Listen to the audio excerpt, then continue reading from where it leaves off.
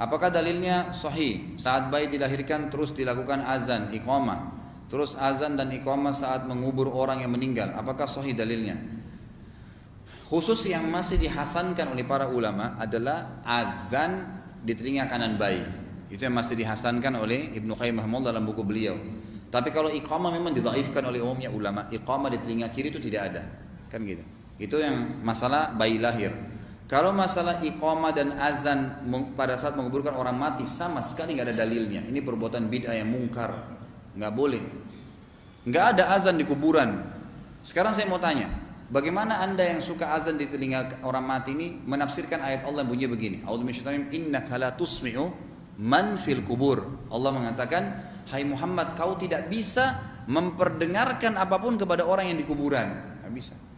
Kita mau teriak, kita mau ngomong, dia nggak dengar. Saya pernah saksikan dekat rumah saya ada jenazah dimasukin, subhanallah, kupingnya dibuka kain kafannya gitu, dipanggil anaknya disuruh azan di kupingnya. Dia dengar apa? Sebentar lagi ditutup, dia akan dimakan belatung badannya. Ruhnya itu yang berpengaruh. Ruh itu sudah selesai di alam barzah, nggak ada hubungannya. Dan yang lebih luar biasa lagi, tidak pernah ada hadis yang menyebutkan Nabi SAW pernah mengazankan atau menyuruh sahabat untuk mengazankan orang yang sudah mati, baik itu syuhada Uhud, syuhada Badr, atau sahabat-sahabat yang meninggal di kuburan Baqi. Nggak pernah sama sekali. Nggak pernah sama sekali. Jadi azan itu tidak dilakukan kecuali di beberapa keadaan, terutama masalah sholat. Pada saat terjadi kebakaran, itu memang ada beberapa dalil memang yang masih dihasilkan oleh para ulama. Tapi kalau masalah orang mati tidak ada dalilnya. Adakah dalil mengazani orang yang meninggal saat dikuburkan?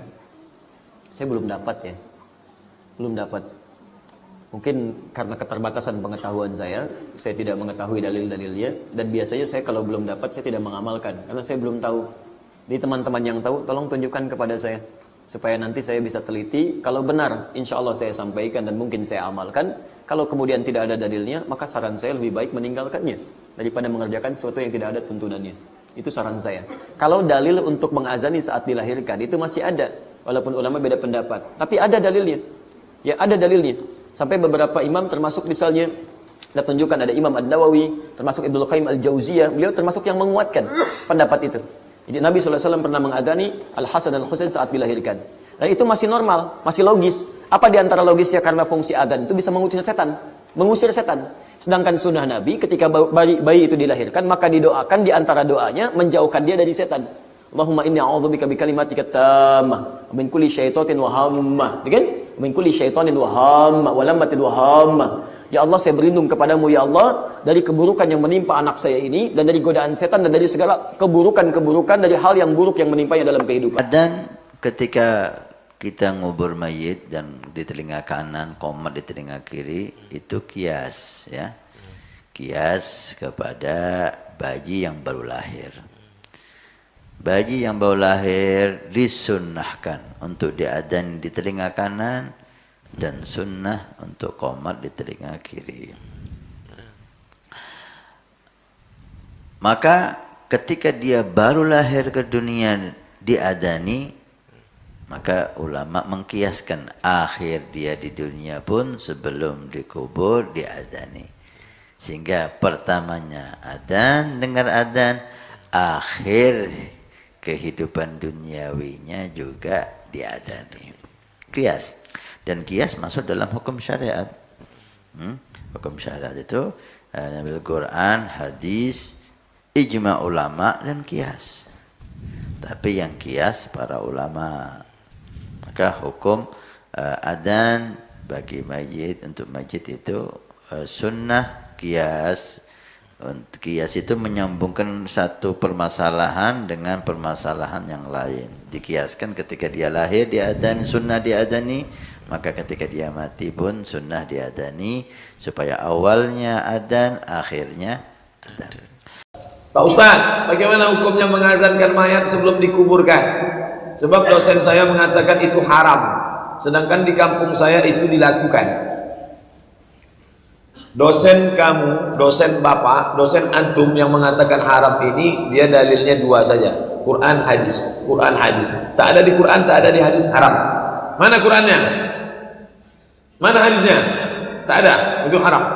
Sedangkan orang yang mengazankan mayat itu, saya tak berani mengharamkan. Saya buka balik kitab mazhab Syafi'i. Ini yang membuatnya siapa? Mazhab Syafi'i. Apa kitabnya? Buka kitab-kitab klasik, saya jumpai kata dia dalilnya qiyas. Quran, hadis, ijma', qiyas. Apa qiyasnya? Kalau lahirnya diazankan, maka matinya diazankan. Itu dalil mereka qiyas. Apakah Ustaz Abdul Somad nanti kalau mati kami azankan? Tak usah. Jadi kalau saya mati, tak usah azankan. Makcik saya meninggal, saya pas di samping kubur. Kak saya ada di situ. Abdul Somad, iya Pak. Kami azankan atau tidak? Tak usah azankan. Tapi saya tak menyalahkan orang yang mengazankan, karena dia ikut pendapat ulama.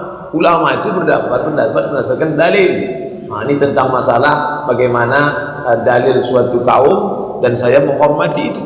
Tapi kalau tak ada di hadis, tak ada ijma', tak ada qiyas, orang kita saja memandai-mandai, oh itu tak boleh, haram. Ini bukan yang memandai-mandai, ada dalam kitab mazhab Syafi'i, ijtihad ulama. Mengadani orang meninggal dunia, jawabnya adalah kita tidak usah bicara ulama di luar madhab kita Imam Syafi'i. Di dalam madhab Imam Syafi'i terjadi dua pendapat. Ibnu Hajar Al-Haytami, imam fikih kita yang sangat masyhur, kitabnya dipakai di negeri ini, Imam Ibnu Hajar Al-Haytami mengatakan bahwa tidak ada azan waktu mengkubur mayat. Tidak ada azan. Nah, ulama yang lainnya mengatakan ada azan. Yang mengatakan ada azan karena dikiaskan dengan waktu melahirkan. Sayyidina Rasul mengadzani Sayyidina Hasan dan Husain waktu kelahirannya. Jadi waktu berpindah dari alam rahim ke alam dunia dikumandangkan kalimat takbir dan tahlil. Maka di saat berpindah dari alam dunia menuju alam barzah diadzani. Jadi ini khilaf di antara ulama. Ini bukan urusannya orang madhab lain, bukan berarti yang mengingkari adzan langsung musuh kita, bukan. Sebab di dalam madhab kita Ibnu Hajar Al-Haytami itu gurunya yang punya Fathul Mu'in, yang pernah mendengar kitab Fathul Mu'in, mengatakan adzan tidak ada. Jadi ini sederhana, kalau Anda masuk kampung biasa diadzani, ada pendapat ulama yang diikuti, yang tidak adzan ya enggak apa-apa. Jadi ini khilaf di antara ulama kita ya, bukan urusan ulama yang anti kita, bukan. Ini adalah khilaf di dalam madhab kita. Imam Syafi'i radhiyallahu taala anhu tidak ada adzan, tapi kalau kita mengadzani ada, mereka ngikuti petunjuk karena ini keluar dari alam ke alam lain, dikumandangkan adzan. Jadi perbedaan apa ulama. Jadi Anda sebagai ustadz yang bijak, jika di sebuah kampung Anda adzan ya nggak apa-apa, ada ulama ini gitu. Kalau nggak ada adzan jangan langsung bilang wah ini sesat, nggak boleh begitu, karena ini adalah perbedaan ulama. Adzan